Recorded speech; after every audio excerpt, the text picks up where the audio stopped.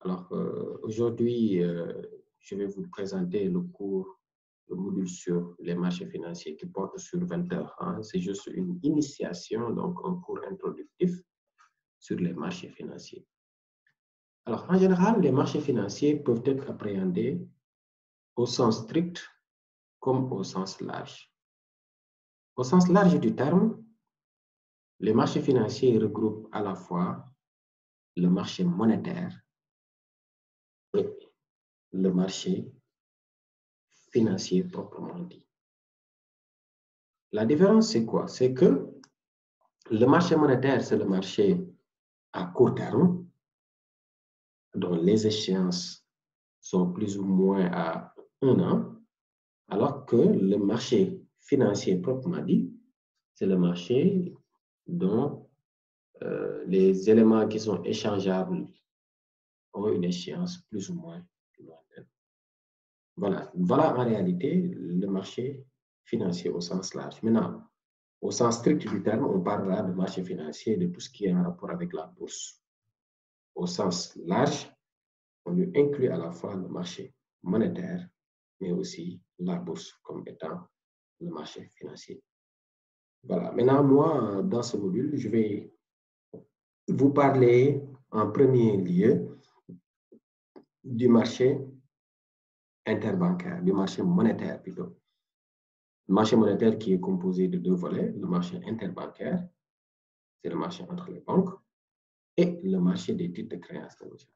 Donc, cette section portera cette première séance portera uniquement sur, on va faire focus sur le marché monétaire. Donc, en réalité, je vise à vous donner, disons, des définitions de certains concepts qui sont utilisés dans ces types de marchés. Alors, sans plus tarder, je vais donc vous présenter ce que j'ai préparé en conséquence. C'est parti. Voilà, comme je disais tantôt, hein, le plan de ce cours s'articulera autour de 2 points. Donc, le premier chapitre portera sur les marchés monétaires, composé de 2 types de marchés, deux sections plutôt, marché interbancaire, et la section 2 portera sur le marché des titres de créance négociables. Alors, chapitre 2, là, c'est le marché financier au sens strict. D'accord? Par contre, tout cela, c'est le marché financier au sens large, que l'on dénomme le marché des capitaux. Alors, marché financier, on va voir en introduction, c'est quoi la bourse, comment la bourse fonctionne, quels sont les différents marchés boursiers qui existent un peu partout dans le monde.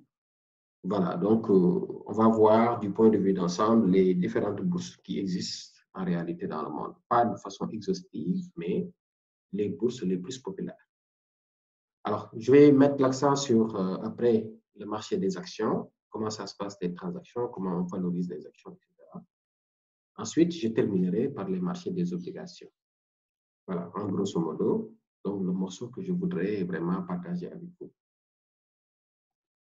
Alors, les marchés financiers au sens large, appelés marchés des capitaux, c'est le lieu de rencontre entre les agents qui sont en capacité de financement et les agents qui sont en situation de besoin de financement.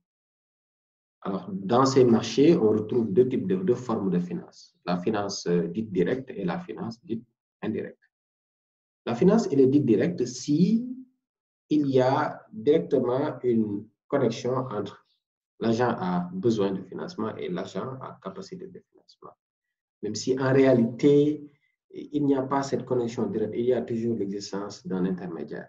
Mais ici, les ordres sont directement transmis de l'agent à capacité de financement à l'agent à besoin de financement. Donc, ce sont des ordres directs. C'est pourquoi on parle de finance directe.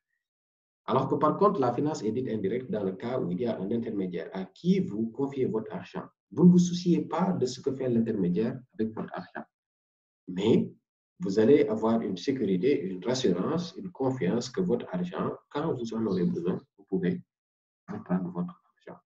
Donc là, cet intermédiaire-là qui prend vos sous et les alloue à d'autres fins, voilà, c'est ça qu'on appelle en réalité la finance indirecte. Voilà. Donc, c'est comme quand vous déposez votre argent dans un compte bancaire et que la banque prend votre argent et voilà, prête ça à d'autres personnes. Voilà, donc là, on parlera de finances indirectes. Voilà. Alors, un certain nombre d'articles s'échangent sur ce marché, sur ces marchés, sur les marchés des capitaux ou le marché financier dans le sens large. Alors, parmi ces titres, nous avons les actions qu'on verra en section. Nous avons les obligations, nous avons les titres de créances négociables, nous avons les matières premières, nous avons les devises, etc., etc. Les options, il y a beaucoup d'éléments qui sont échangés au niveau de ces marchés. Alors, il existe 3 secteurs dans le marché financier au sens large. Nous avons le marché à court terme, voilà, comme je disais, hein, appelé marché monétaire. Nous avons le marché à long terme, appelé marché financier. On peut retrouver le marché de gré à gré. Voilà. Donc là, il n'y a pas une autorité qui réglemente carrément le marché de gré à gré. Donc, ça dépendra en tout cas de ce que conviennent les deux parties. Alors, donc schématiquement, c'est ça que nous avons le marché des capitaux, donc marché monétaire.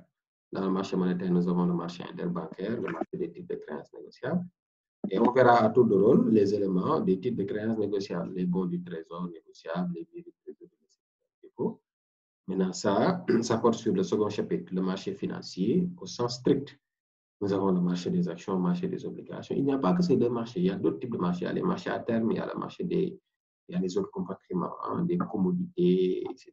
Donc, les devises, on a le marché des matières premières, etc., etc. Voilà. Donc, c'est un marché assez important, très, très important. Voilà, donc, qui fera l'objet de focus. Bon, en réalité, moi, je développe dans ce module ces deux marchés, mais vous pouvez trouver, n'est-ce pas, dans le marché financier dérivé, n'est-ce pas, ces aspects-là. Voilà. Les contrats, les options, etc., etc. Alors, marché monétaire. Le marché monétaire est le lieu de financement des besoins à court terme. Aujourd'hui, maintenant, il y a l'existence du fait des innovations liées au 3D, il y a l'existence des titres qui sont échangeables à moyen terme, hein, que l'on loge dans le marché monétaire. Alors, il est décomposé en deux compartiments, le marché interbancaire et le marché des titres de créances négociables. Le marché interbancaire, c'est le marché entre les banques. Le marché des titres de créances négociables, c'est les titres qui échouent dans le court terme. Comme je disais, avec l'avènement des 3D, il y a certaines innovations qui font qu'on peut retrouver des titres à échéance moyen terme. Alors, marché monétaire, c'est le marché de refinancement des banques. C'est un marché très institutionnalisé. Voilà. Alors, c'est très réglementé. Hein? N'importe qui ne peut pas entrer dans ce marché et faire, n'est-ce pas, des transactions de banque. C'est vraiment réglementé. Alors, cette réglementation vise à protéger le secteur. Alors, les banques se refinancent auprès de la banque centrale quand il y a besoin de financement éprouvé par une banque. Soit la banque peut se financer auprès de ses autres homologues banques, soit la banque se finance auprès de la banque centrale ou auprès de concessions qui ont des excédents de trésorerie. Alors, maintenant, ce refinancement n'est pas gratuit parce qu'il faut payer un taux d'intérêt. Et ce taux d'intérêt, on l'appelle le taux directeur que les banques vont payer pour se refinancer. Alors, la BCEAO adopte généralement 3 types de politiques, d'accord, pour gérer le taux directeur. Nous avons la politique d'open market, le rachat et la vente des titres publics. La politique du réescompte, les titres qui ont déjà fait l'objet d'escompte au niveau des banques commerciales peuvent faire l'objet de réescompte au niveau de la banque centrale avec des taux différents. La politique d'encadrement du crédit, comme vous savez, la banque centrale oblige les banques commerciales à mettre obligatoirement dans les comptes ouverts au niveau de la banque centrale des réserves obligatoires à travers la politique d'encadrement du crédit. C'est pour protéger les déposants. Voilà. En réalité, c'est comme ça que ça se passe. La banque centrale, c'est la banque des banques. C'est-à-dire que toutes les banques commerciales ont un compte au niveau de la banque centrale, ainsi que le trésor. Voilà. Alors que les banques commerciales, c'est les banques des particuliers. Voilà. C'est comme ça que ça se passe. Des particuliers et des entreprises, hein, si vous voulez. Les opérations interbancaires sont dénouées à travers les comptes à vue des établissements logés dans les livres de la Banque centrale. Ce que je disais tout à l'heure. Toutes les banques commerciales ont un compte au niveau de la Banque centrale. Sur le marché interbancaire, il s'agit d'opérations de gré à gré, soit directement entre les comptes parties, soit par l'intermédiaire des agents interbancaires. Voilà. Donc, une banque peut choisir d'être refinancée par une autre banque de son choix. Maintenant, si toutes les banques sont dans le besoin, il y a la banque centrale qui est là, qui refinance les banques. Alors, dans une opération d'emprunt et de prêt, les différentes parties conviennent du taux d'intérêt applicable à l'opération. C'est ça qu'on appelle les opérations de gré à gré. Vous discutez jusqu'à ce que vous tombez d'accord sur le taux applicable. Maintenant, le taux d'intérêt joue un double rôle. Ça permet de rémunérer le prêteur, mais ça permet un coût aussi pour nous. Alors, le niveau est satisfaisant si toutes les parties, aucune partie n'est lésée, n'est-ce pas, dans cette situation. Donc, s'ils tombent d'accord sur le niveau du taux retenu. Maintenant, généralement, les taux d'intérêt sont fixés en proposant deux taux. Hein. Donc, sont affichés à deux taux. Il y a le taux emprunteur et le taux prêteur, hein, ce qu'on appelle le bid price et the offer. Voilà. Donc, le premier chiffre, c'est ça qu'on appelle le bid price. Ça, c'est ce qu'on appelle the offer. Alors, pour les opérations d'emprunt et de prêt, on peut retrouver généralement des opérations qui ont une échéance journalière, une semaine, hebdomadaire, échéance mensuelle, voilà, généralement. Donc, parce que n'oubliez pas, on est toujours dans le marché. Ces opérations d'emprunt et de prêt étant conclues pour des dettes de moins d'une année, voilà, comme on disait. Il convient de calculer le montant de l'intérêt en fonction du taux nominal. Alors, c'est comme ça qu'on calcule l'intérêt. Le montant de l'intérêt, c'est le montant emprunté multiplié par le taux nominal fois le nombre de jours sur la base annuelle. La base annuelle, ça peut être 360, ça peut être 365. Voilà. Alors, maintenant, pour le calcul des intérêts, on retrouve les intérêts simples, les intérêts composés. Ça, vous connaissez mieux que moi, vous l'avez vu en machine. Nous avons les intérêts simples, nous avons les intérêts précomptés, nous avons les intérêts post-comptés. Voilà. Je vais donner une petite application sur les intérêts précomptés et les intérêts post-comptés. Alors, intérêt, supposons que nous avons un prêt de 1 million au taux de 3,6 pendant 60 jours. Alors, le montant de l'intérêt dépend carrément ainsi que le taux, hein, même que le taux réel effectif de l'emprunt, bien du prêt, dépend de la méthode utilisée. Est-ce c'est un intérêt simple précompté? Est-ce c'est un intérêt post-compté? Maintenant, pour les intérêts post-comptés, ça veut dire que l'intérêt est payé à la fin de la période. Donc, si vous empruntez, s'il y a un prêt de 1 million au taux de 3,6% à 60 jours, le montant de l'intérêt égale 6 000. Donc, on prend 1 million fois 3,6 multiplié par 60 divisé par 360. Et ça vous donne directement, sur la base de 360, hein, ça vous donne 6 000 francs. Voilà. Donc, ça veut dire quoi? Ça veut dire que si j'emprunte aujourd'hui 1 million, je dois rembourser 1 million plus l'intérêt 6 000 francs. Mais par contre, en intérêt précompté, c'est au moment où on vous donne l'argent que vous devez payer le premier intérêt. Vous n'attendez pas jusqu'à l'échéance de payer. Donc, ce qui veut dire quoi? Ce qui veut dire qu'en réalité, vous n'avez pas emprunté au taux qui a été, disons, qui s'affiche sur le contrat. Mais il y a un autre taux d'intérêt différent. Et généralement, on calcule. On appelle le taux réel d'intérêt. Alors, si les intérêts sont précomptés, le montant payable à l'avance, donc vous voyez, hein, le montant de l'intérêt c'est 6 000, mais on ne vous donne pas 1 million, mais on vous donne 994 000 payés à l'avance. Voilà. Et donc, en réalité, le taux réel auquel vous avez emprunté, ce n'est pas 3,6, mais ça fait 3,62%. Voilà. Section 2, les marchés des titres de créances négociables. Alors,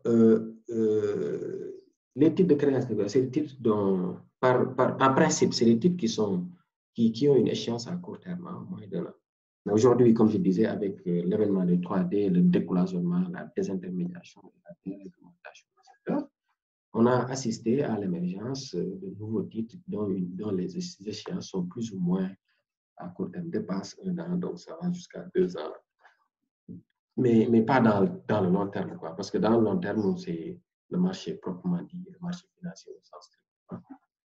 Alors, les établissements de crédit, donc il y a plusieurs émetteurs, hein, on peut retrouver plusieurs émetteurs dans de types de créances négociables. Nous avons les entreprises, nous avons les établissements de crédit, les banques et autres, caisses d'épargne, crédits municipaux, etc., etc. Nous avons le trésor public, nous avons certaines institutions financières spécialisées, voilà, qui peuvent émettre des titres de créances négociables. Maintenant, quels sont les différents types de créances négociables qu'on peut retrouver?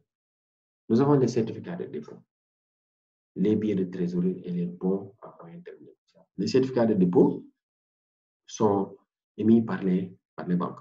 Les billets de trésorerie sont émis par les entreprises non bancaires. Les bons à moyen terme négociables sont émis par le trésor public. C'est parti. Certificats de dépôt, ce sont des titres représentatifs d'une créance sur un établissement de crédit, résident ou non. Le délai, durée, ça peut aller de 1 jour à 1 an. Le taux est libre, proche du taux de marché monétaire. Le taux peut être fixe, comme ça peut être variable. Les intérêts peuvent être procomptés, comme ça peut être post-compté. Billets de trésorerie, c'est des titres représentatifs d'une créance sur les entreprises non bancaires résidentes ayant plus d'1 an d'existence. Les sociétés par action, les entreprises du secteur public, les sociétés coopératives, les GIE, les SNC, etc. Donc la durée, c'est de 1 jour à 1 an. Le taux est libre, proche du taux monétaire, comme au niveau des certificats de dépôt. Il peut être fixe comme variable. Alors, les bons à moyen terme négociables, ce sont des titres qui représentent une créance envers une créance sur un émetteur pouvant émettre ne pouvant pas émettre des certificats de dépôt ou des billets de trésorerie. Voilà. Donc, ne pouvant pas émettre. Ici, je mets ne pouvant pas émettre. Oui, parce que ce sont des bons, on les appelle généralement les bons du trésor, etc. Donc, généralement, c'est réservé au trésor public. Hein. C'est le trésor public qui émet les bons à moyen terme négociables. Hein. Donc, par exemple, les bons du trésor. D'accord? Ne pouvant pas émettre des certificats de dépôt ou des billets de trésor. Les banques n'émettent pas de bons. Les entreprises privées n'émettent pas de bons. Donc, c'est le secteur public. Hein. C'est le trésor public qui émet des bons. Alors, la durée, c'est de 1 jour et sans limite, il n'y a pas de limite. Donc, aujourd'hui, il n'y a pas de limite parce que c'est l'innovation des 3D, ce que je disais. Alors que pour les autres, vous voyez que la limite, par exemple, ici, la limite, c'est au maximum 1 an. Pour les certificats de dépôt, la limite, c'est maximum 1 an. Alors que pour les bons aujourd'hui, auparavant, les bons ne pouvaient pas dépasser 1 an. Mais aujourd'hui, avec cette déréglementation, les bons peuvent aller au-delà de 1 an. Voilà. Alors, le taux est libre et proche du taux de marché monétaire. Il peut être fixe, comme le taux peut être variable. Alors, pour conclure, l'ouverture du marché monétaire a permis au Trésor d'élargir le champ des ressources disponibles, donc avec l'émission des bons à moyen terme. Les billets de trésorerie permettent aux entreprises de bénéficier des disponibilités d'autres que les concours bancaires. Voilà, les banques, le Trésor public désormais disposent de nouvelles formes de ressources. Voilà. Les entreprises disposent aussi de nouvelles formes de placement parce que les entreprises peuvent émettre des certificats des bons, des billets de trésorerie. Les banques peuvent émettre des certificats de dépôt. Le Trésor public peut émettre des bons à moyen terme négociables. Alors, la gestion de la trésorerie des entreprises est désintermédiée aujourd'hui et financiarisée. Le crédit est partiellement remplacé par les interventions accrues sur les marchés. Donc, par les innovations, donc le fait que les entités puissent émettre aujourd'hui des billets de trésorerie est une chose importante pour la gestion de la trésorerie de l'entreprise. Et ça permet d'éviter aussi un peu, n'est-ce pas, les problèmes de date de valeur quoi, hein, qui enrichissent énormément les banques, voilà, au détriment de ces entreprises. Voilà, mes chers, donc quelques aspects théoriques, quelques éléments qui vont vous aider sur la compréhension en réalité de ce cours de marché financier au sens large. Voilà, sur ce, donc en guise d'introduction, je vous ai proposé ça. Sur ce, je vous remercie et dans les autres séances qui viendront, nous allons donc approfondir et vous montrer comment fonctionnent les marchés et comment vous pouvez investir dans ces marchés afin de gagner des revenus. Merci de votre attention.